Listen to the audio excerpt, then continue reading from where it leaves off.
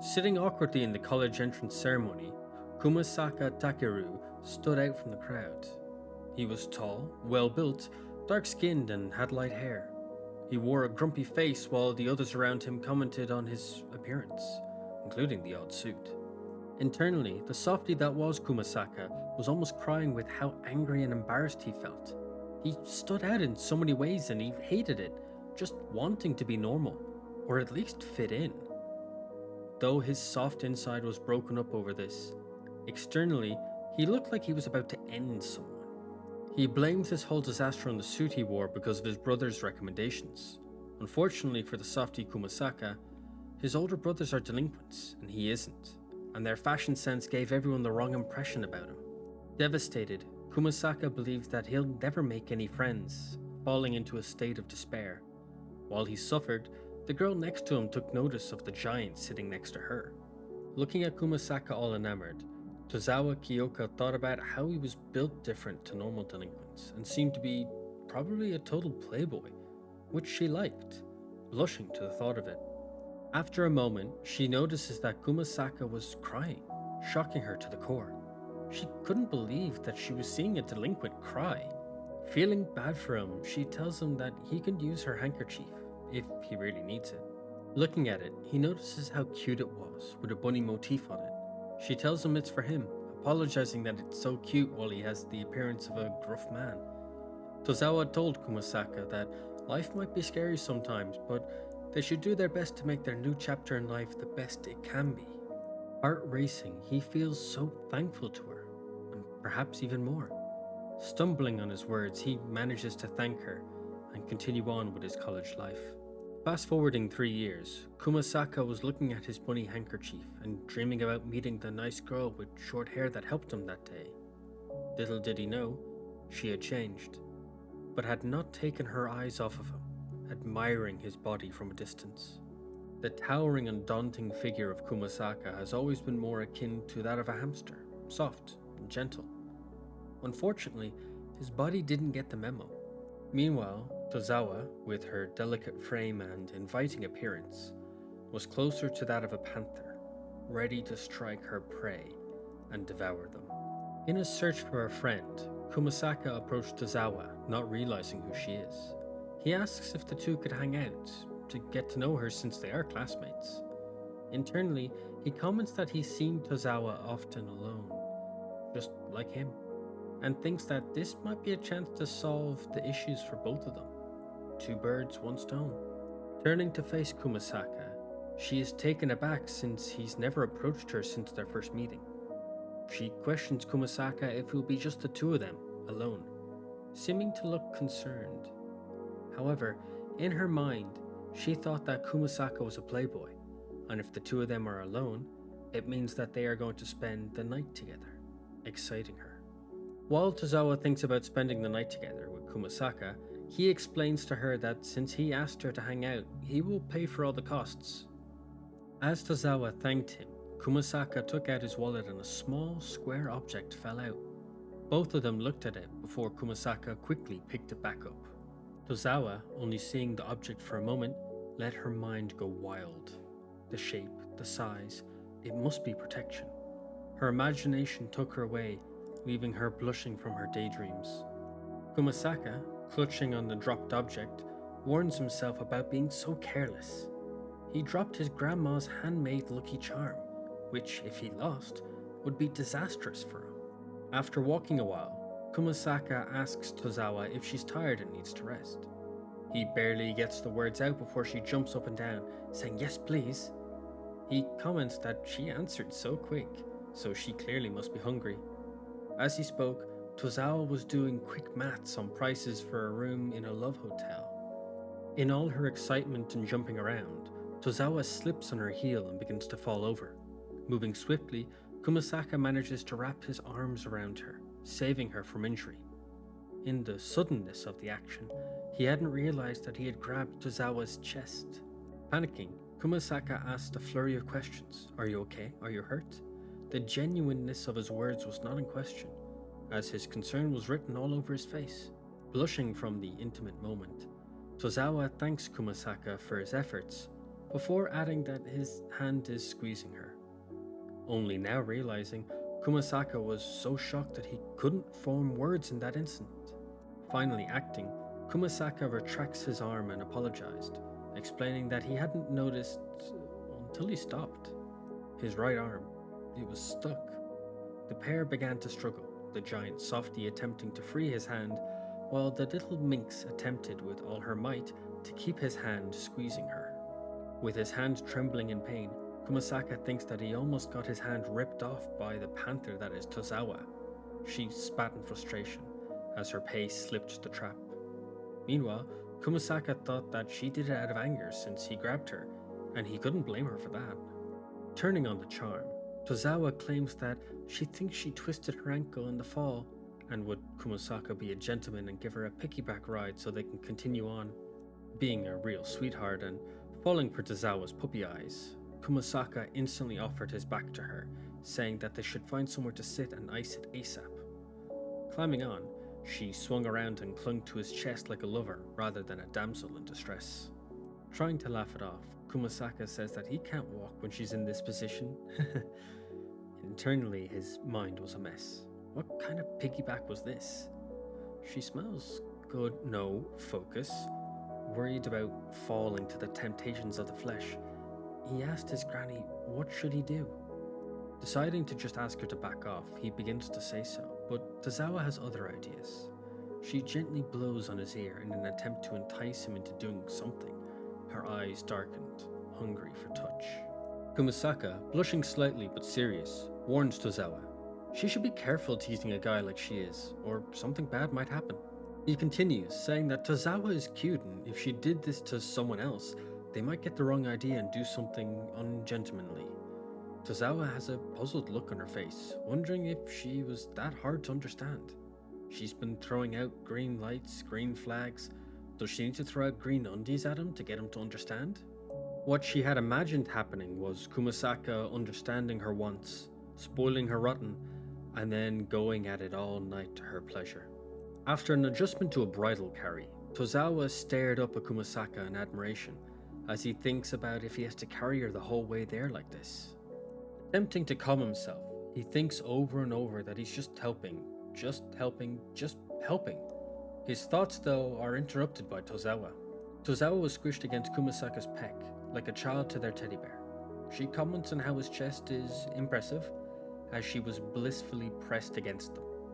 Only realizing now, he released her and gently placed her down. Tozawa began to alter the conversation, saying that if he asked her to lick his pecs, she would, but not here, because it's in public. Kumasaka, slightly disappointed, asks Tozawa what even is he to her, adding that he's not making her lick anything.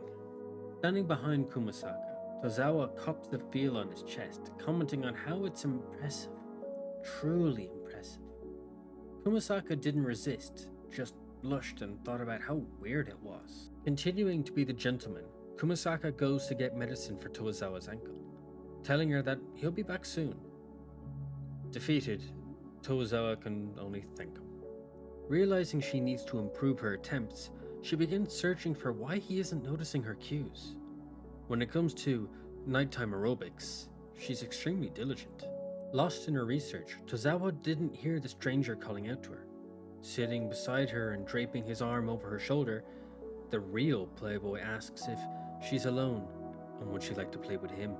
With her face darkening, Tozawa threatens the scummy man, slapping away his hand and saying that if he touches her again, she'll call the cops. He says that she's quite harsh. Playfully confused, he asks Tozawa that she does want to fool around with guys, right? Tozawa, offended, questions what he means.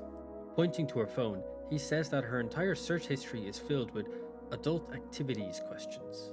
Embarrassed about being caught, Tozawa attempts to shoo away the creep, telling him to mind his own business. Unfortunately, the man doesn't take no for an answer, and grabs her wrist tightly, telling her not to joke around. With a twisted, sick grin, the man remarks that Tozawa shouldn't be so picky if she just wants to hook up with someone. Dread began to fill Tozawa as she realized that she was now in way over her head and she can't see a way out. A perverse look overtook the man's face as he gripped tighter on Tozawa's wrist, loudly and rapidly saying that they should just go now. He knows she's good to go. They should be going to a love hotel already. Tozawa cries out in pain as the man practically crushes her wrist, telling him to stop. She tells him that she's already made up her mind. She's decided who she will spend the night with, and it's not him. The stranger doesn't have a chance to reply, as the dread apparition of Kumasaka loomed behind Tozawa and reached out, starting to crush the stranger's face. Tozawa asked Kumasaka to allow her to touch his leg. Blushing, he allowed her, thinking that it'd be no issue and it's not weird, until Tozawa crouched down, pressing her chest against his leg and commenting on how it's as thick as her waist in a sensual tone. Believing her plan to tempt Kumasaka into pouncing on her is working, Tozawa lets out a smug smile and laugh, before seeing Kumasaka punch himself in the face to keep control of himself, foiling Tozawa's temptress plans. Fury flowing through him, Kumasaka yells at the stranger, asking what the hell was he doing. He demanded an apology from him for Tozawa. The stranger's muffled apology squeaked out, saying that he didn't know Tozawa had a boyfriend. Kumasaka, still furious, yells that it doesn't matter if she was single or had a partner. What he did was wrong. Tozawa, in her favorite position, notices the passers-by muttering and calling the police, alarming her. Kumasaka asks her for her opinion on what to do with the stranger. Worried for Kumasaka, she tells him that she's fine, the stranger has been neutered, and they should leave. Kumasaka, still angry, begins to crack the stranger's skull, saying that he should just do a bit more. Tozawa yells at him, saying to stop, they should just go. Now. After bolting away from the scene of the incident, Kumasaka flopped down on a bench, panting heavily. Tozawa apologized for making him carry her while they were running at full speed. She looked at him with both worry and concern. Grounding himself, Kumasaka turned to Tozawa, asking about her hand. Tozawa, now noticing it, mentions that it's a bit red now, but it doesn't hurt anymore. Kumasaka, genuinely upset, says that even though he was right there, he let her get hurt. From the bottom of his heart, he apologizes.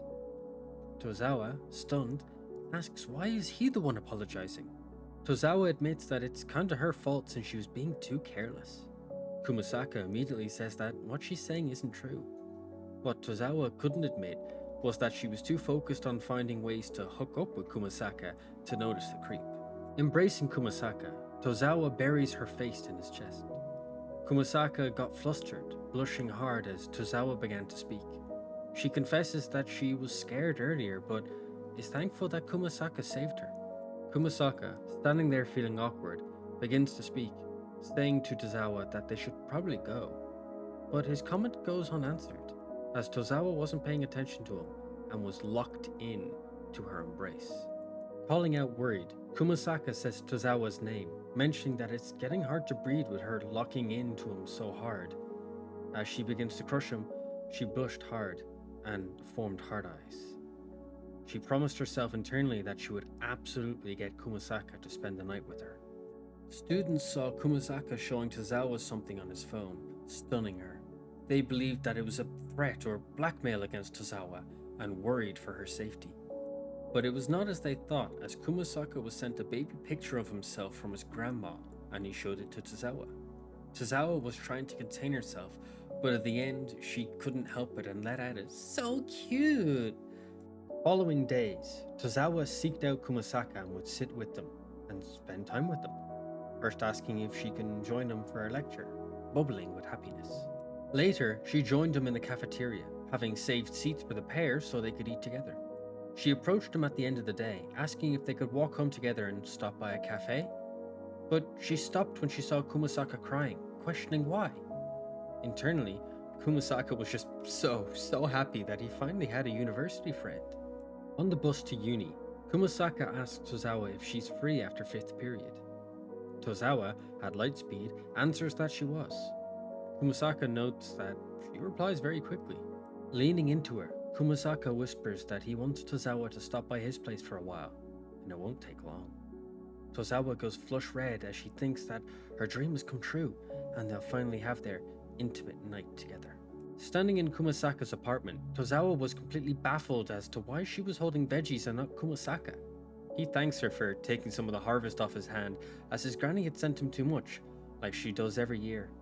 With a disappointed pout, Tozawa says that she'll enjoy these and thanks him for it. Tozawa prepared herself to go to Kumasaka's place since he had invited her. She cleaned and freshened herself up while thinking all day that her and Kumasaka were gonna get it on.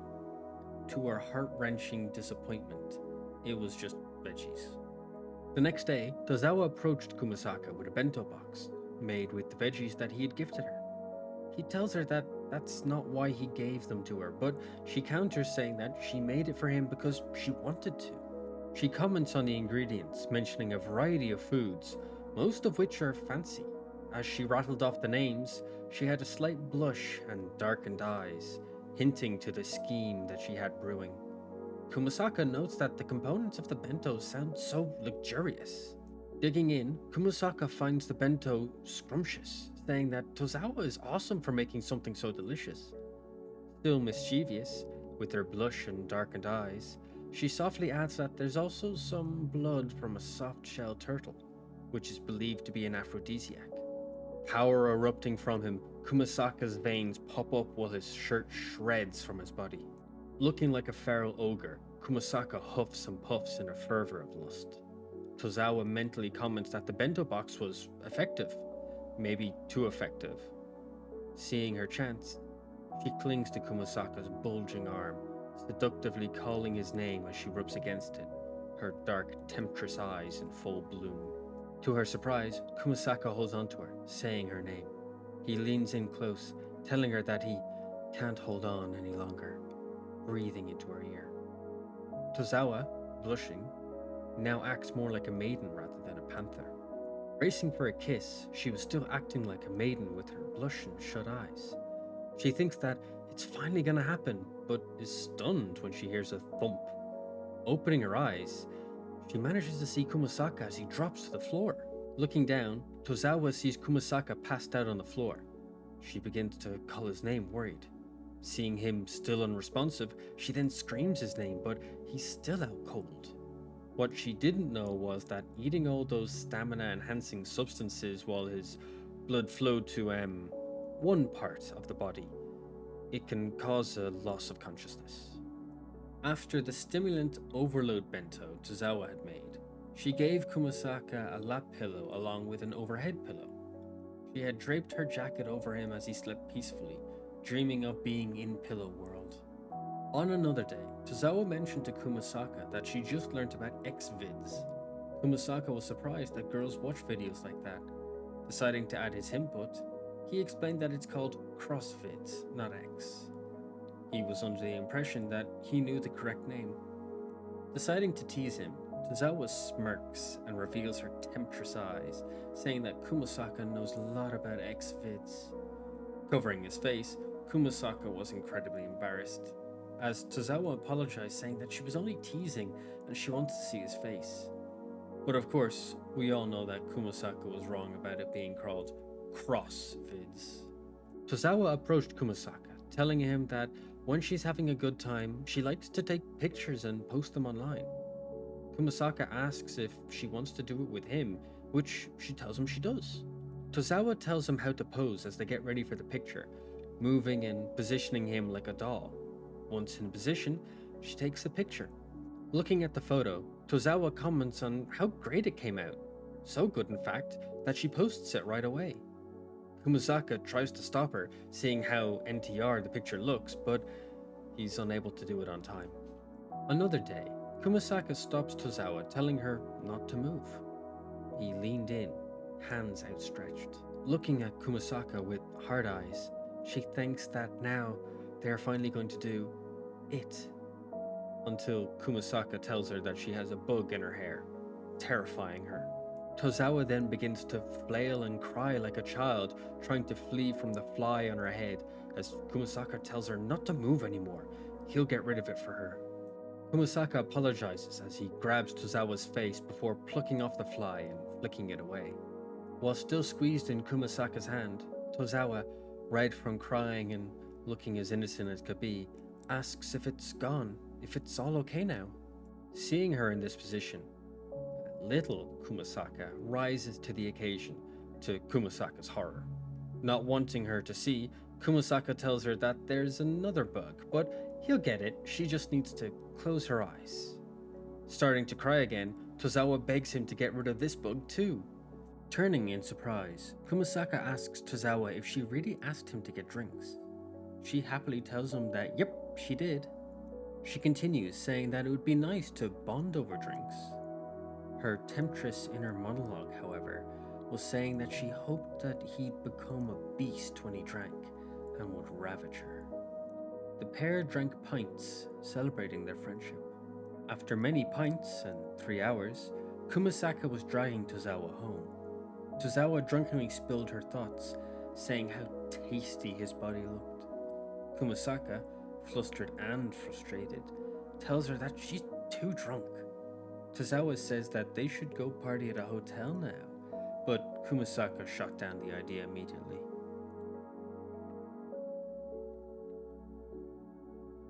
Waking up with bunnies in her heart, Tozawa questioned if she and Kumasaka had done the deed. She was surprised to see that she was still dressed and she wasn't at home or at a hotel. Head pounding, Tozawa realized that she was very hungover. She went to look for the bathroom and, upon opening the bathroom door, she found Kumasaka asleep with a blanket wrapped around him on the floor.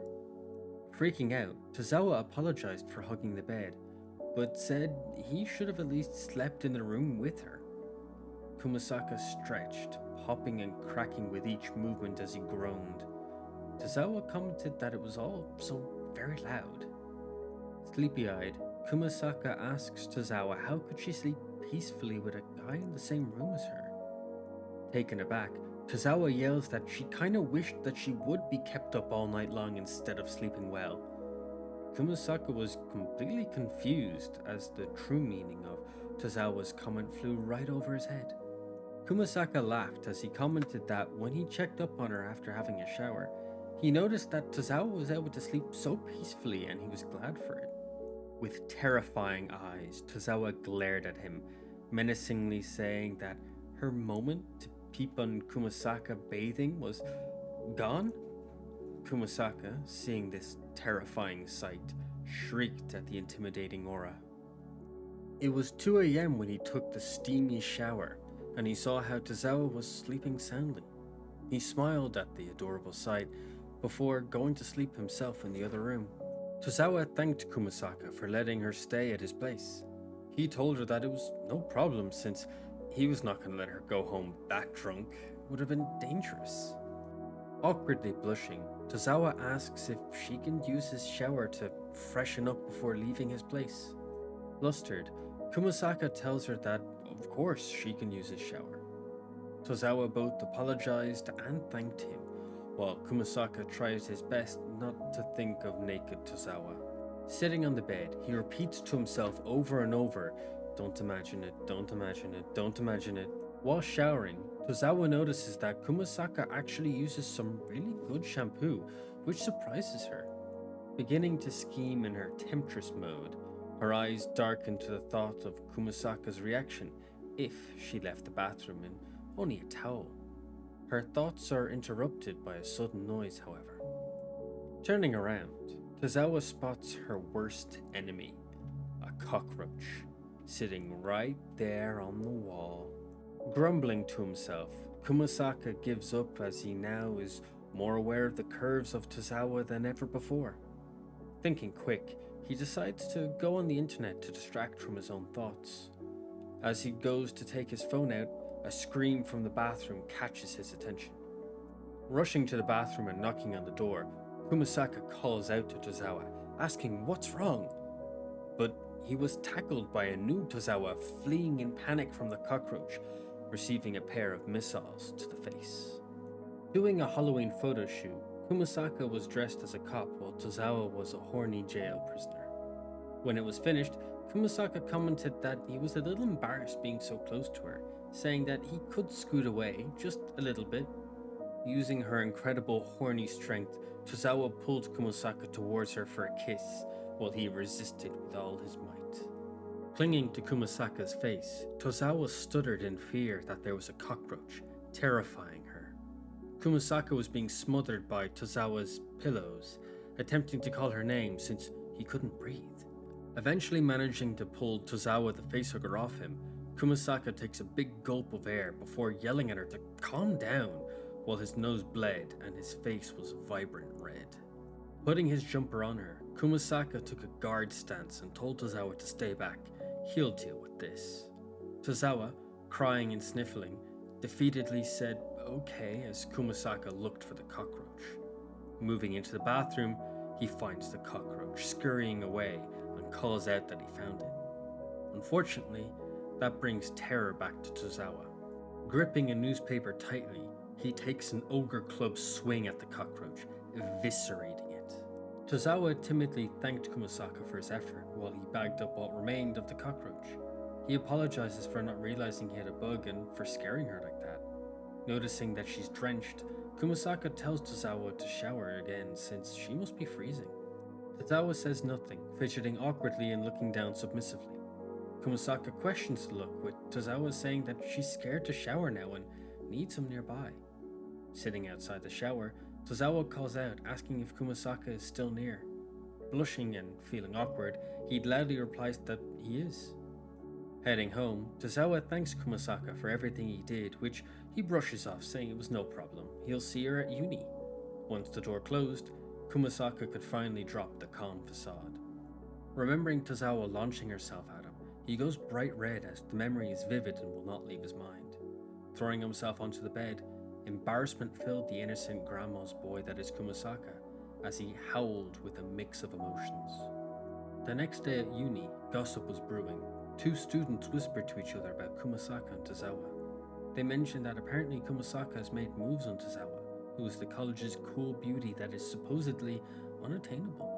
The first boy continues, saying that someone witnessed Tozawa leaving Kumasaka's place after the last day off, at dawn. Images of Kumasaka ravishing Tozawa filled both of their minds, as the second boy questions if it was even real. Commenting on how close they are, the pair of students say something must be up. Meanwhile, Tozawa was questioning Kumasaka as he seemed distant after the cockroach incident. Stunned and flushed red, Kumasaka apologized, adding that he didn't notice, as his heart raced from the memories of that night. Walking off their campus, Kumasaka asked Tozawa if she wants to take a break with him since the next period is free, with Tozawa quickly yelling that she wants a break. But their conversation is interrupted with a kid's cry, alerting both of them to trouble. Tozawa says it might be cliche, but the two of them should go help this random child and their balloon. Getting closer, Kumasaka mentions that despite his height, he can't reach it. However, Tozawa has an idea. Combining their strength and making a reference I don't understand, Tozawa says that she'll give 100% and get the balloon with all her might. Managing to reach the balloon, Tozawa discovers that the string is tangled on the tree limb and begins to undo it. While Tozawa struggled with the balloon, Kumasaka was losing a fight against Tozawa that she didn't even know she was fighting. Tozawa tells Kumasaka that she only needs a little bit more to free the balloon, but Kumasaka begins to lower her. Tozawa was confused by why he started bringing her down. Tozawa, not looking down, asked Kumasaka what's wrong with them. Kumasaka, battling his body and Kumasaka Jr., lies to Tozawa saying that his back is a bit sore. Kumasaka found Tozawa watching something on her mobile and was pleasantly surprised by how much fun she seemed to be having watching it. So much so that she hadn't noticed him arrive. Deciding he wanted to tease her, he resolved himself to sneak up behind her and spook her, hoping for a bit of banter between friends. As Kumasaka looked over Tozawa's shoulder to see what she was watching, he saw Tozawa happily laughing at a grisly horror movie. Terrified, Kumasaka screamed in a high-pitched voice and clung to Tozawa for dear life. Being her lewd self, Tozawa assumes Kumasaka is making a move on her and blushes, calling him bold for coming behind her like that. Feeling Kumasaka tremble, Tozawa slowly realized that Kumasaka was actually feeling terrified and was clinging to her for comfort, discovering that he was afraid of horror movies. Kumasaka apologized to Tozawa, saying that he deserved it since he was peeking at her. Tozawa, patting his head, apologized for not being considerate of Kumasaka, stunned that he was legitimately frightened by the movie. Beginning to quiver and pant, she tells him that she'll be more careful. Mentally, she notes how he is adorable with this weak spot and wants to tease him even more with this response, unlocking a new kink within her. As Tozawa and Kumasaka were hanging out, Tozawa spotted a poster for a dog drawing event that was happening and was curious about it. Kumasaka mentions how the dog on the poster looks cute and maybe he should go. Tozawa asks Kumasaka if he draws, which Kumasaka says he does sometimes. Tozawa, excited, exclaims that she wants to see his art. Tozawa looked at his art and realized something. It's not good. But Kumasaka didn't seem to know as he smugly rubbed his nose and went, heh. Tozawa found him even more adorable because of all this, and awed inside. She asked him for a hug, which caused Kumasaka to ask why in a shocked manner. Kumasaka's neighbor thought about how Kumasaka and Tozawa looked on campus and believed Kumasaka was tainting Tozawa and was contemplating on how he should react when he saw them again. However, his thoughts were completely wrong about the pair. Kumasaka greeted Tozawa good morning before he noticed that Tozawa was wearing glasses. He questioned why she was wearing them this morning. Adjusting her glasses and blushing, she explains that she ran out of contact lenses, thus needing to wear her glasses. Kumasaka told her that her glasses were cute and really suited her. Kumasaka, a bit flustered, said that seeing her this way was kinda throwing him off. Tozawa laughed and asked if he wanted to try it too. Kumasaka asked what should he try, with Tozawa explaining that he could do a makeover and she'll pick out an outfit for him. Dressed up in a Miami Vice style outfit, Kumasaka asks how he looks. Tozawa bluntly told him that he looked shady, which stung Kumasaka, but he couldn't argue with it. Still, he liked how stylish it was and he began to think of how nice it was to wear something that a friend picked out for him. While lost in thought, Tozawa interrupted him.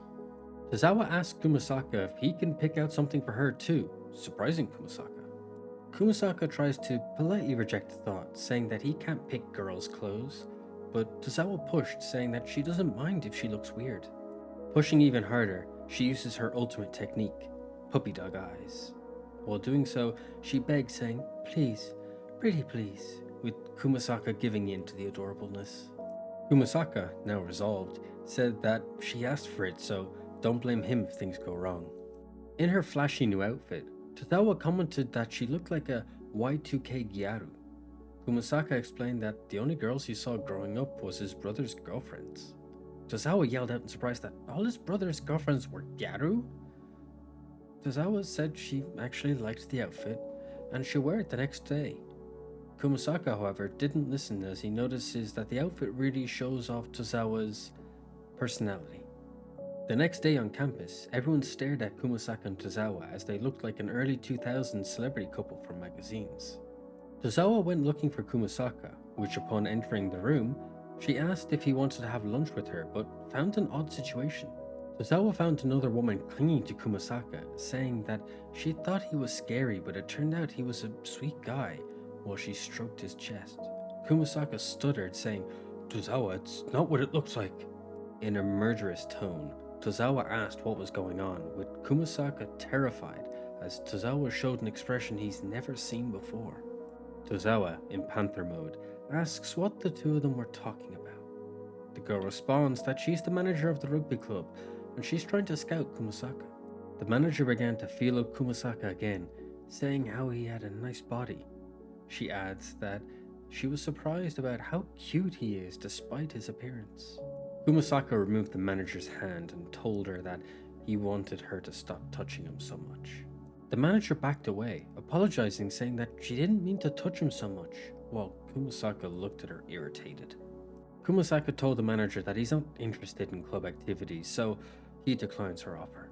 Tozawa was shocked. She believed that Kumasaka must actually hate being touched, and she's guilty of touching him at least 100 times. Feeling awkward, Kumasaka told Tozawa that he's refused the manager, so they can go now. Tozawa agreed awkwardly. As Kumasaka began to explain what he wanted to do today, he reached out to pat Tozawa's shoulder, but she dodged the touch and moved away slightly. Kumasaka asked Tozawa why she was so far away from him, but she told him that she wasn't in a tiny voice, which Kumasaka immediately commented on. Kumasaka thought that perhaps Tozawa was angry with him over what happened earlier with the rugby club manager. Kumasaka, looking desperate, called out to Tozawa, apologizing while stepping towards her. Tozawa asked why he was apologizing while stepping away from him. Almost crying, Kumasaka says that Tozawa has been keeping her distance from him, clearly upsetting him. Blushing, she lies, saying that she's not keeping away from him. Kumasaka then begs her to move closer, but Tozawa says that she can't. Letting out a roar and becoming more bear-like, Kumasaka demands to know why she won't stay close. Tozawa, changing from a panther to a mouse, squeaks and flees from him. Kumasaka, panting heavily, comments on how fast Tozawa is, even in heels, as she nimbly weaves through the crowds of people in the street. As she continues to dodge Kumasaka, Tozawa trips in her heels, beginning to fall face first due to her momentum.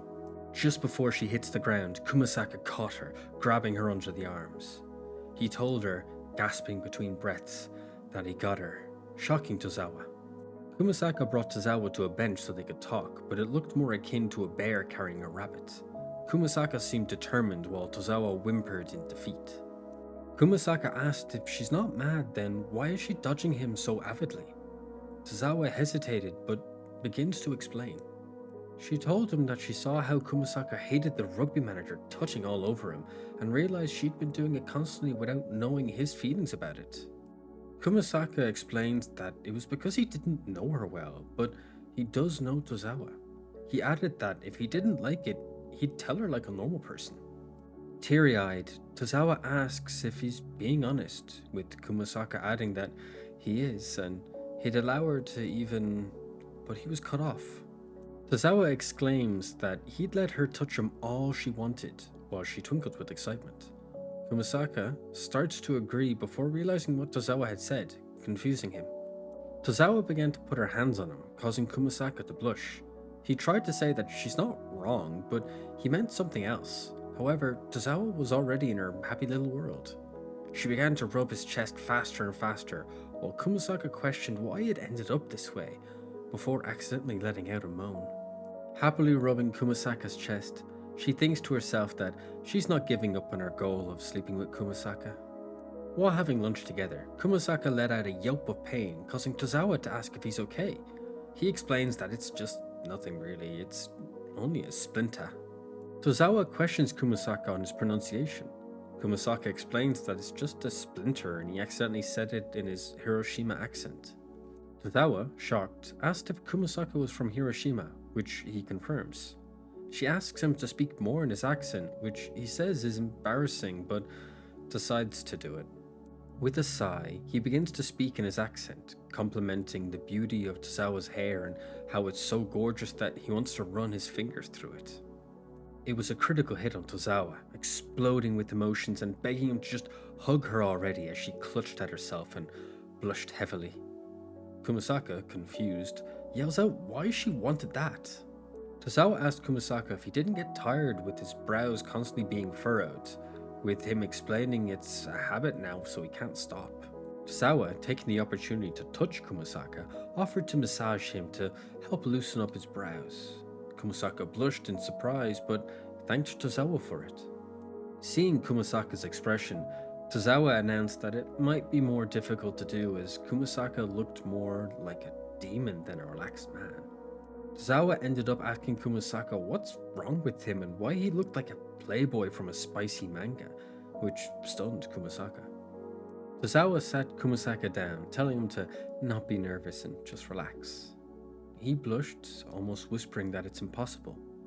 Giving her softest expression, she told him that she'll try again if that's okay. Now more relaxed and accepting, Kumasaka's expression softened too, causing him to look more like his gentle personality.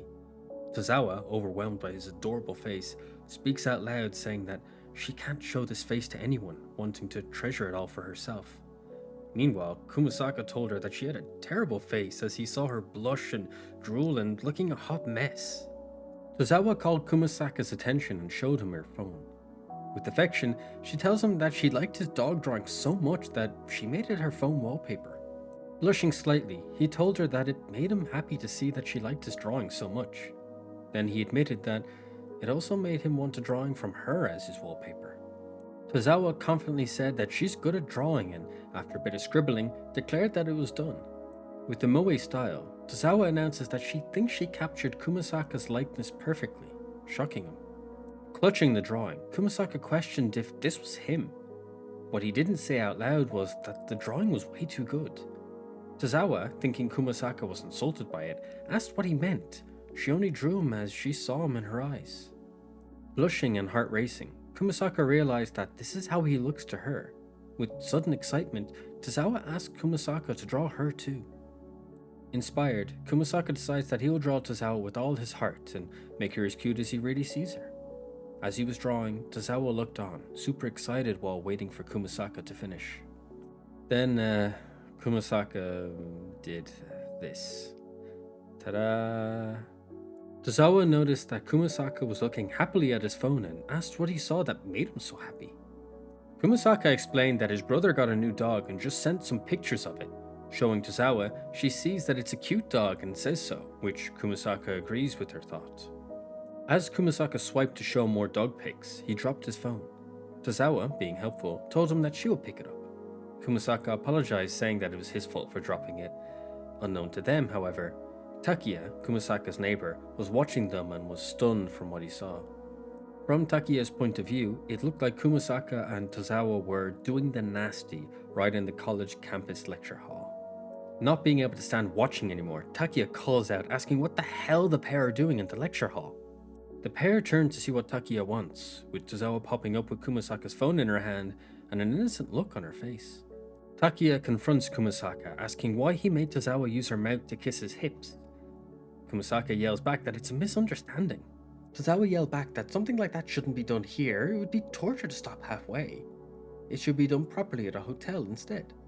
Kumasaka yells at Tozawa, telling her to stop since she's only going to create a bigger misunderstanding.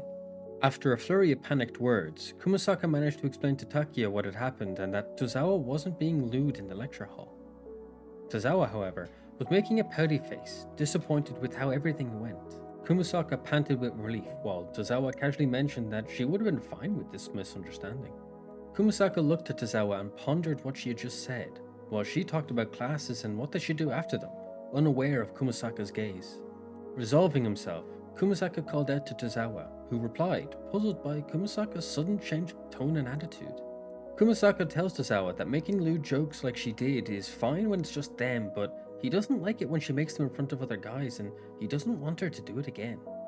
He concludes by saying that he doesn't want anyone looking at her in a negative light. Seeing Kumasaka so serious and earnest, Tozawa is completely blown away. Seeing him like this, Tozawa blushed like crazy, noticing that Kumasaka is really concerned for her and cares for her.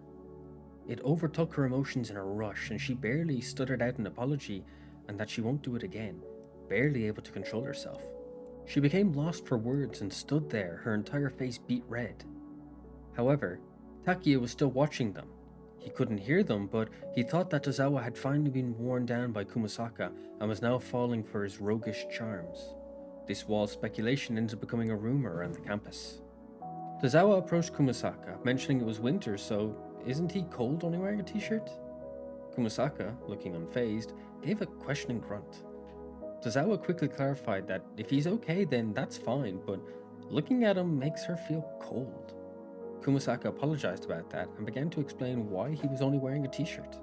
Kumasaka reminisced about his childhood and commented that he's always had a weird resistance to the cold. Tozawa told him that he stood out like this, so offered him her scarf and gloves. Kumasaka thanked her, thinking that her scarf smelled lovely. Looking annoyed, Kumasaka stood there as it looked like a child had dressed him up. Tozawa mentioned that maybe her gloves were a little too tight, with Kumasaka more concerned about looking like a weirdo. Tozawa then suggested that Kumasaka try carry her against his chest to hide his clothes. Her black panther eyes alluded to her thoughts being lewd, thinking that clinging to Kumasaka all day on campus would make her melt. As she began to boil over with naughty thoughts, Kumasaka declined, saying that she'd make the situation go from weird to freaky. Kumasaka decided to wear a jacket that Tozawa picked out for him to impress her and to fit in more with the crowds of freezing students. He was pleased with himself and excited to see her reaction.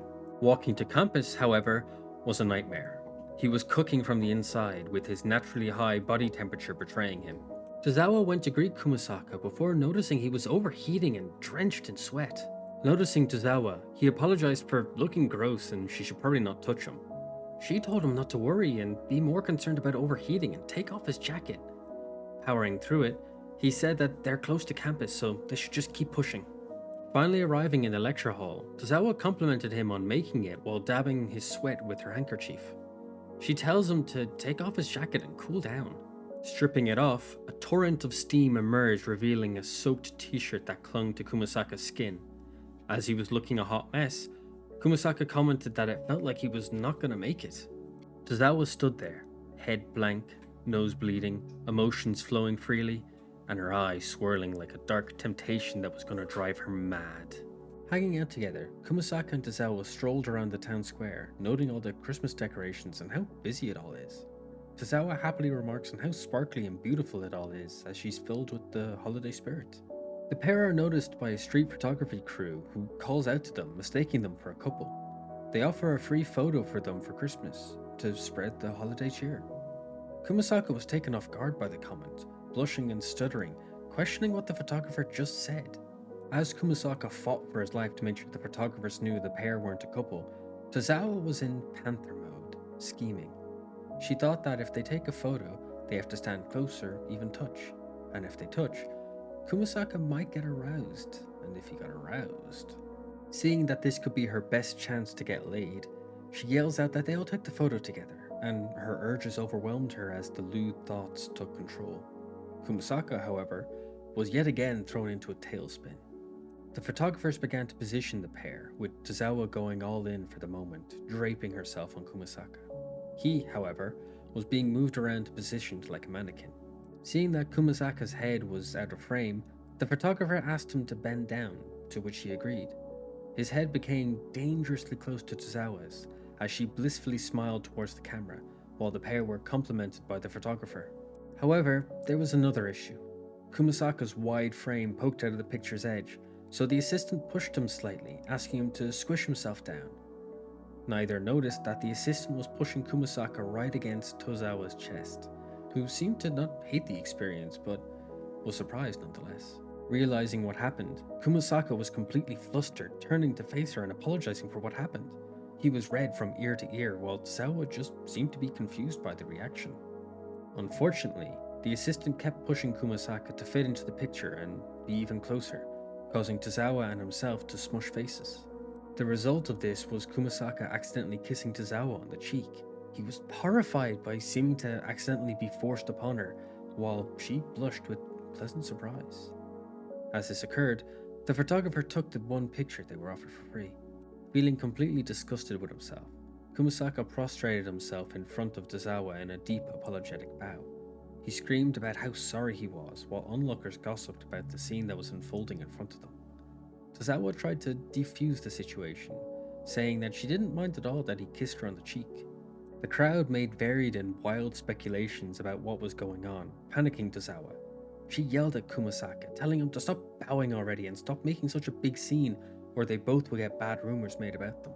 Looking up at Tozawa, Kumasaka was a sobbing mess, saying that he had permanently stained her, which could easily be misunderstood as something much worse than an accidental kiss, which Tozawa warned him about.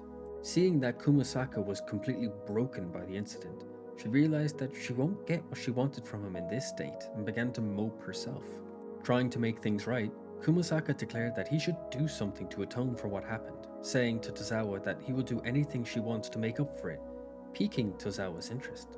Instantly, almost without a thought, she began to blurt out a physical act she wanted, but ended up stopping herself. She realized that this isn't how she wanted this to go. Knowing what she must do, Tozawa requested Kumasaka to turn his face for a moment. Kumasaka didn't know what Tozawa was up to, but complied with the request. Blushing, Tozawa pulled herself up by his collar and gently kissed Kumasaka's cheek. Blushing even more, Tozawa proclaimed that they are now even, so Kumasaka should cheer up. Kumasaka, however, had transcended from this existence from a mere kiss from Tozawa, proving truly how innocent he is. Tozawa admitted to herself that using guilt to bed Kumasaka was unsporting behavior, and she would not be satisfied if she did that. While attempting to look smug, despite blushing from ear to ear, Tozawa thought that she would let her prey escape this time, but next time, she will strike true at her target. Kumasaka, meanwhile, was still living in the land of ever bliss. It didn't end when he boarded the train home, nor did it end while he was showering. Just as he began to calm while reading a Christmas card, he remembered the soft, gentle kiss and how it tickled on his cheek, and it caused all the feelings to re-emerge like a volcano. He got not a wink of sleep, but no one ever did when they live in the land of ever bliss. It was New Year's Eve, and after taking a shower, Kumasaka heard his phone ringing on the bed. Startled, Kumasaka didn't expect it to be Tozawa, and asked her what was wrong. Tozawa, full of glee, apologized for disturbing him, but asked him for some time to talk, if he was able to manage it. Tozawa confessed that she relied on Kumasaka a lot this year, and for that, she wanted to thank him. Kumasaka, taking it in his stride, said it was no issue, but actually, he should be thanking her instead. Tozawa, being all adorable while cuddling her teddy, admitted that this year had been so much fun, and it was all thanks to Kumasaka. Kumasaka, hearing all this from his only true friend in college, was moved to tears as Tozawa gave him a heartfelt thanks. Kumasaka, with his feelings all bubbling up, began to confess something to Tozawa, but was cut off before he could finish. Kumasaka was yelled at by his brother, scolding him for not getting changed quickly after showering, specifically mentioning that he was shirtless. Tozawa, hearing it all, was blown away. Kumasaka ended up yelling back at his brother, embarrassed and telling him not to barge into his room like this. Tozawa, desperate for a crumb of shirtless gossip, shouted into the phone asking about Kumasaka's shirtlessness and wanting to hear every detail. Her brother, however, was weirded out by Tozawa's outburst, questioning what she was even talking about. That night, Tozawa dreamt of a sensual Kumasaka, tempting her to taste him. Within the dream, she was exploding with excitement. In reality, she was drooling in her sleep from the sweetest dream she's ever had. During the New Year's celebrations, Kumasaka spotted Tozawa eating something and thought her food looked good. He admitted out loud that he'd like to get the same thing that she was eating. Twisting his words, she says that if he wants a taste of her, then he can help himself. Kumasaka, blushing and feeling trapped, tried to clarify the situation, but Tozawa, coiling around him like a snake, trapped him within her grasp, leaving him no opening to escape from her tempting advances. Arriving back from winter break, Kumasaka was already tired. As he lazily wandered towards class, Tozawa's voice called out, sounding more timid than usual. Kumasaka spotted her, poking out from behind a corner as she wished him a Happy New Year. He went to return the greeting, but instead interrupted himself to question Tozawa about why she was hiding behind a corner.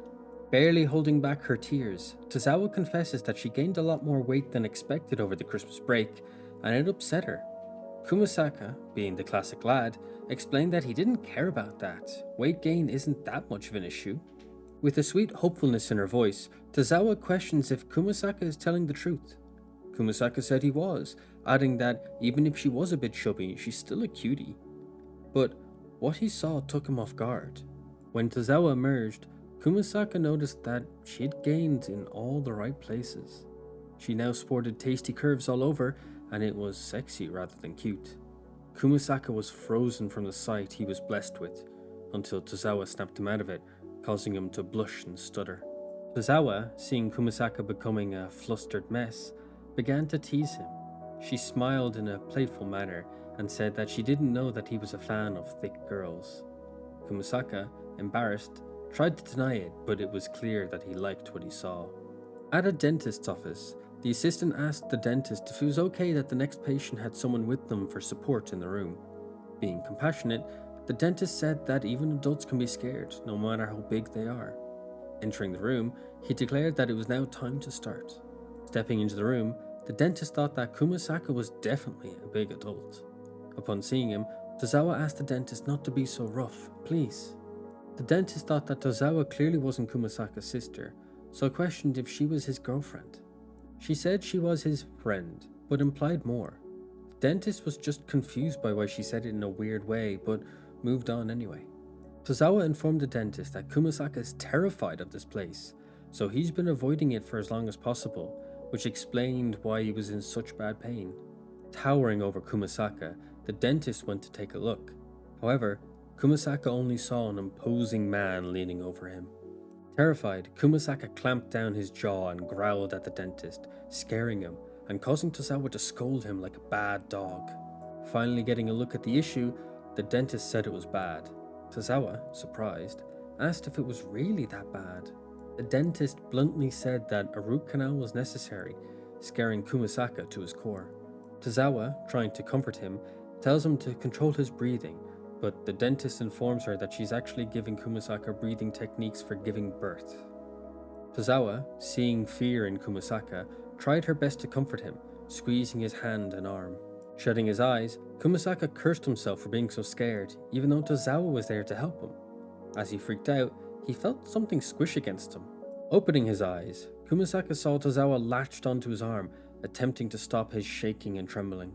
Feeling her chest pressed against him, Kumasaka stopped shaking as all his blood went to a different location. Noticing that the trembling had stopped, the dentist began his work. As Kumasaka was walking to his college classes, he overheard a conversation that caught his interest. It was that there was a viral story going around about a ghost in an apartment building near campus. They named the apartment complex that the ghost woman was haunting, and Kumasaka realized that it was his building, causing a feeling of dread to overcome him. Tozawa found Kumasaka on the street, frozen in fear and as pale as a ghost. She was worried for his health and asked him what was wrong. Kumasaka explained what he had heard to Tozawa, and remarked that he isn't good with scary things. He added that he's sorry for being so embarrassing. As Tozawa comforted him, Takiya appeared from around the corner and began to eavesdrop. Tozawa began to plan what they can do that will help Kumasaka, saying that she's good with scary things so she could stay the night to soothe his concerns. As they discussed this, Takiya watched on, thinking that perhaps the relationship between them might be on the rocks. Tozawa continues, saying that they might as well make the night fun since they'll be together, and they will laugh the ghost rumor away. What she didn't say was that she was going to use the night to seduce Kumasaka and ensure that they bang, okay? That night at Kumasaka's apartment, Kumasaka was surprised, but not due to a ghost, but what Tozawa was wearing. Tozawa, in a nightgown and wearing a delighted expression on her face, told Kumasaka that ghosts hate sexy things, so she thought this might help. Kumasaka, being the innocent lad that he is, believed it, but also backed into a corner, blushing heavily. Tozawa, slightly disappointed, told him that he didn't have to show that kind of reaction.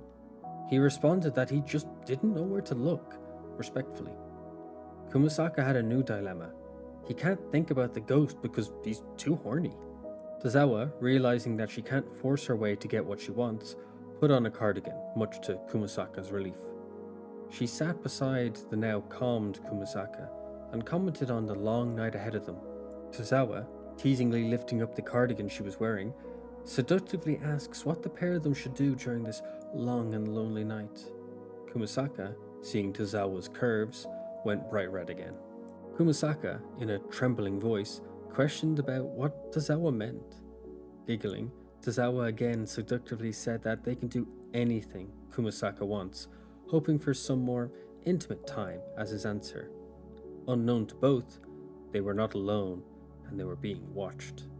After spending the night trying to seduce Kumasaka, Tozawa fell asleep, allowing Kumasaka to do the same.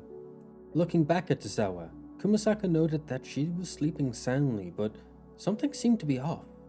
As Kumasaka looked closer at Tozawa, he noticed an ominous figure looming over her in a menacing fashion.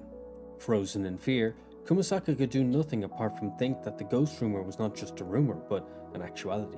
He saw that Tozawa was fighting the ghost in her dreams, and began to toss and turn, knocking the sheets off her and revealing her sensual lingerie. Kumasaka was flustered upon sight of Tozawa's chest and instantly turned red. The ghost seemed to react to it as well as they reeled back from Tozawa. Kumasaka noticed the fact that the ghost was repelled by Tozawa's chest and was surprised by it. But then he heard Tozawa, while still asleep, calling for help. All his nerves and wants travelled straight to his clenched fist, which led him to one solution to the situation. With the fury of a million scorned kittens, Kumasaka delivered a punch that was devastating to the ghost. As the ghost began to fade, it clicked its phantom tongue and cursed at the pair, acting like a pathetic loner. Realizing that the ghost was finally gone, Kumasaka passed out with Tozawa fast asleep in his arms until the next morning. Tozawa awoke to feeling squished, but then realized that she was being embraced by Kumasaka. Takiya came out of his apartment after hearing a lot of noise from the apartment next door, yawning as they were loud all night. He saw Kumasaka and Tozawa chatting, and not knowing the context of the conversation, Takiya believed that they are discussing something other than cuddling. As Takiya's imagination went wild, he pictured a passionate romance between Tozawa and Kumasaka, and thought that how vicious they could have been with each other in the bedroom. The few seconds after waking up in the morning were the most dangerous seconds in Kumasaka's life. One day, Kumasaka approached Tozawa for a favor. Tozawa, jumping the gun, assumed he wanted a one-night stand and agreed immediately, but Kumasaka corrected her. He needed help with meeting an old friend who can be overwhelming. Tozawa, being the friendly girl that she is, agreed to help him. Waiting by the train station, Kumasaka and Tozawa stood side by side until a voice called out. They called out to Kumasaka by a nickname, to which Kumasaka replied back with the other's nickname. Running towards them was Michi, Kumasaka's childhood friend, who was now an old boy instead of the rough and tumble kid that he remembered. Michi apologized for being late. The pair began to catch up with each other, not noticing that Tozawa was squished between them and struggling to be noticed. After being noticed, Tozawa was introduced to Michi as a college friend that Kumasaka invited to join them. Onlookers observed the trio and misunderstood in the lewdest way what was actually happening in their conversation. Michi bluntly asked Kumasaka if Tozawa was just a friend or actually something more. He denied it, and Tozawa said that they were friends, in English, which Michi questioned. Kumasaka then returned the question, and Michi quickly answered that he wasn't single at all. Michi told the pair that he had a cute but jealous girlfriend that he found adorable. Kumasaka commented that Michi hasn't changed in attitude, but definitely so in appearance. Michi told the pair that they should all go to the cafe rather than stand awkwardly in the street, adding in a teasing fashion that he and Kumasaka can brag about their girlfriends there also, which worked on the duo as they both responded. As they headed off, a girl watched on, seeming to be Michi's girlfriend, who seemed to be upset by the fact that it was not an all-boys gathering like Michi had promised her. As she looked on, she muttered to herself that it was unforgivable. As they enjoyed their time in the cafe, Michi commented that he was relieved to see Kumasaka after so long, and seeing him making friends was also adding to that relief. Kumasaka retorted that he didn't expect the kid known as Turbo Wolf to be a complete city boy now. Michi begged Kumasaka to forget that nickname. Michi replied that Kumasaka was known as the Iron-Fisted Bear when they were kids, trying to share the embarrassment. Tozawa, witness to all of this, asked if they were part of an Elite Four or something similar. Tozawa, not letting the opportunity slip, asked about Kumasaka's past. Michi explained that people got weird ideas about Kumasaka from his appearance alone and spread rumors that he was a woman devourer. Michi concluded that it was all clearly made up, but Tozawa was daydreaming of Kumasaka the Beast rather than the real him beside her. Snapping out of her fantasy, Tozawa exclaimed that he'd rule a kingdom and have a harem if this was ancient times. Kumasaka, stunned by Tozawa's words, asked what she just imagined about him. Michi was glad to see that Tozawa could realize what the real Kumasaka was and not believe the rumors, but she was still a pervert. His thoughts, though, were distracted by his phone buzzing, which revealed to be messages from his girlfriend, which he said out loud. As he looked up from his phone, the duo warned Michi of his impending doom, but as he turned around to look at her, he saw his girlfriend uncontrollably sobbing and calling Michi a cheater. Michi instantly began defending the situation, explaining that Kumasaka and Tozawa are just his friends. But Hina called him a liar, saying that since Tozawa is cute and sexy, he can't be telling the truth. Hina then insulted Kumasaka and claimed that all of them will sleep together. Tozawa, getting frustrated, snapped back at Hina. She declared that she will only sleep with Kumasaka, which Kumasaka questioned why she'd be saying that. After being accused, Hina questioned how all of them are friends when they look like they do. Hina told them that they look like adult star films that are about to start using a casting couch, horrifying Michi and Kumasaka. Tozawa, eyes glistening, loved the idea of the claim and praised Hina while clapping. Kumasaka yelled at her not to be impressed but counter it instead. Trying to de-escalate the situation, Tozawa explained how she's only here as Kumasaka's friend and how they were listening to Michi explain how cute and lovely Hina was. Hina, finally listening, asked if that was what he was doing. Hina, realizing her mistake, apologized just as Michi apologized for not explaining things clearly enough for her. Kumasaka and Tozawa also said that it was okay, but then they let out a frustrated sigh. Michi then began bombarding Hina with love and clarifying that he has a setup prepared to ensure that she knows he loves her. Kumasaka and Tozawa could say nothing but watch on horrified. Sitting down with the others, Michi formally introduced Hina, his girlfriend. She instantly apologized to Kumasaka about her insult, which he accepted awkwardly. As Hina cried, Michi explained her good and bad points, but added that she's overall a sweet girl. He asks that, if it's okay, they could all hang out with her. To this comment, Kumasaka and Tozawa glanced happily at each other that the misunderstanding was resolved in the best way. They gladly and loudly agreed to the offer. On the way home, Hina pulled Tozawa to the side to speak to her privately. Leaning in, she whispers that she supports Tozawa's efforts, implying that she hopes that Kumasaka and her get together. Blushing, Tozawa asks if it was that obvious, but believed that it was her lewd intent that was revealed, not her romantic interest. Hina, continuing her point of view, said that the four of them should hang out, which Tozawa took the very wrong way. Tozawa believed that a four-person interaction, that is of the adult variety, was too advanced for her, while Hina believed that four people casually hanging out being overwhelming for Tozawa was so weird. Kumasaka and Michi chatted to each other about how glad they were that everyone was getting along. Now that they all got along, Hina asked everyone if they wanted to take a picture together in a photo booth. Everyone seemed to be surprised by Hina's playful mood, but happily went along with it. In the booth, the girls were giddy while the boys struggled for space. As the timer counted down, they all struck a pose. What was supposed to be a happy and memorable photo turned out to be more akin to a doujin cover page.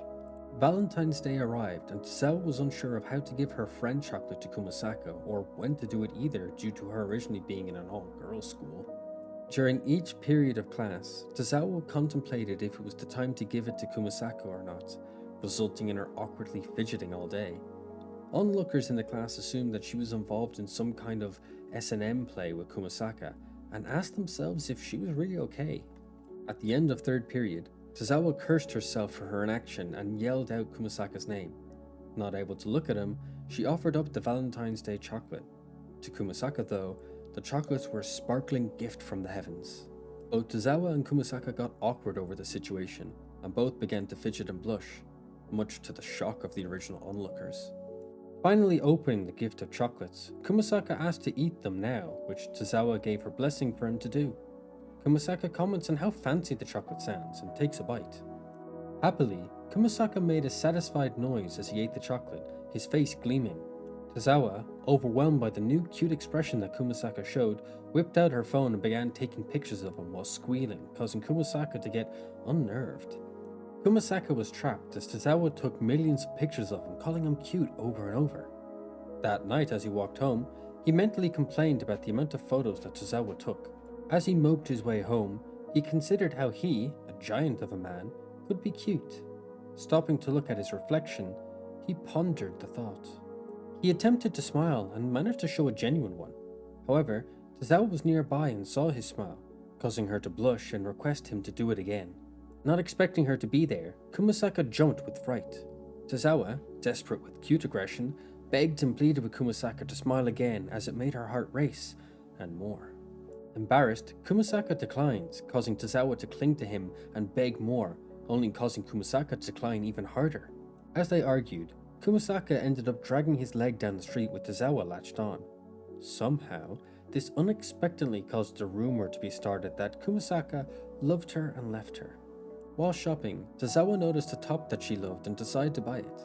Kumasaka questioned if she should try it first, but Tozawa confidently said that she knows her size, so it's no issue. However, the next day, Tozawa approached Kumasaka with a gloomy expression. Kumasaka questioned why she was so down, to which she only told him to see for himself. Opening her jacket, she revealed her kitty sweater that looked like it suffered a medieval torture rack, startling Kumasaka with its suddenness. Passerby noticed the interaction and misunderstood it as a woman flashing a random man. With a horrified face, they questioned what he saw that installed such terror and fear within him. Walking down the street one day, Kumasaka spots Tozawa walking in another direction, with this time a short haircut. He greets her as he always does, and complimented her hair change. However, Tozawa shows him a disgusted look and called him a creep, and questioned why he's even speaking to her. Just as Kumasaka was about to cry, Tozawa ran towards him and her brother, calling her brother's name, Hayato. Tozawa was surprised to see Kumasaka, and Kumasaka was surprised to see her too. Hayato was there also, asking why his sister knew this brute of a man. Kumasaka became flabbergasted as the siblings looked too alike, while the triangle of a conversation continued. Freaking out, Kumasaka called Hayato a doppelganger, while Tozawa told him to calm down and explained that Hayato was her younger brother. Tozawa introduced her brother to Kumasaka, forcing him to stop glaring and shake his hand. As they shook hands, Kumasaka did his usual strength, not noticing that Hayako was attempting to squeeze his hand hard. Both were lost in thought while shaking hands, with Hayato believing the worst in Kumasaka, while Kumasaka was confused with Hayato's glaring. Kumasaka felt the psychic damage from the glaring, but Hayato snapped him out of it by calling his name. Hayato then began berating Kumasaka, calling him a playboy. Kumasaka tried to defend himself, with Tozawa chiming in also. Hayato then yelled at Tozawa for her lack of concern for her safety, but his harsh words caused Kumasaka to get defensive over Tozawa, only pissing off Hayato more. Hayato claimed that he knew his sister better than Kumasaka, rage consuming him, while Tozawa comments that it's a challenge between men. Kumasaka, also pissed off for once, accepted it, shocking Tozawa. They decide to compete by rattling off knowledge they know about Tozawa, which Tozawa tries to stop due to being embarrassed. Hayato decided to start off first and revealed that Tozawa has slept with the same teddy since she was a child. Kumasaka, being a big softie, was pleasantly shocked due to the revelation and what he saw in his mind's eye. Clutching his chest, he admitted that he didn't know that and blushed, but Tozawa blushed even more as she yelled at Hayato for revealing that secret. Hayato was confident from where he stood, but Kumasaka was ready to retaliate. He told Hayato that she is a loud drunk, but Hayato believed that he meant in bed rather than in voice alone. Hayato was horrified from what he had heard and misinterpreted, asking if Kumasaka was insane for saying what he said. Tozawa, understanding what Kumasaka was talking about, casually mentions that she does get loud and annoy the neighbors. Hayato, determined not to lose, began to spout out more Tozawa lore, as both competed heavily with each other to see if they knew better than each other. After a long verbal battle, both were exhausted, while Tozawa admitted that she could no longer get married after all the secrets they had spilled about her. Hayato, hoping to finish this fight soon, saw a sauna and decided that they'll end it all there. Both stripped down to towels and prepared to fight to win Tozawa's approval, despite the fight originally starting over who knew Tozawa better than the other. Meanwhile, Tozawa was in the women's section, cursing her brother for seeing all the goods before she could. In the sauna, Hayato realized how built Kumasaka is and how screwed he'd be in a fight. But as he looked, Kumasaka tried to cover up, causing Hayato to ask what's wrong. Kumasaka admitted that Hayato looked too close to his sister and it made him uncomfortable, causing Hayato to verbally lash out at Kumasaka yet again. 10 long, steamy minutes passed, and each second after was agony for the pair, but they kept going. As Hayato was concerned with the rising heat, he peeked a glimpse at Kumasaka to see how he was doing, only to see him melting like an ice cream. Hayato, feeling concerned for Kumasaka, begged him to go if he's suffering in the sauna and not to push himself any further. Putting on a tough guy act, Kumasaka said he had a point to make and he won't give up now, flashing a genuine and kind smile at Hayato. Hayato was impressed by him doing so, while Kumasaka admitted that maybe he was in fact melting. Meanwhile, Tozawa was having a blast on her own, forgetting all about the boys. Tozawa pondered what was taking the boys so long as she drank a cool milk. However, just as she thought this, they arrived. Arriving with no animosity, they apologized as their conversation had gotten away from them, but here they are now. Tozawa questioned if there were still issues, but they confirmed that they're all okay now, causing Tozawa to celebrate the forming of this friendship. Hayato admitted that Kumasaka is a guy that can take care of Tozawa and entrusted her to him. Kumasaka laughed and mentioned that Hayato was making such a big deal out of him and Tozawa being friends. Hayato, confused, almost asked if they are sleeping together, but Tozawa cut him off, saying it was normal nowadays, implying their friendship rather than intimacy. Hayato, his beliefs destroyed in an instant, ran away crying, believing that the pair were lewd when they were actually talking about their friendship. Tozawa said she'd go after him, and Kumasaka agreed, but before she went, Tozawa offered Kumasaka a sports drink to help him rehydrate. As Kumasaka accepted it, a memory of the opening ceremony flashed across his mind, reminding him of the kind person with the bunny handkerchief. With that, Tozawa left, a frazzled Kumasaka. Puzzled, Kumasaka almost remembered the event that started it all, but it eluded him as he continued to question himself the whole way home.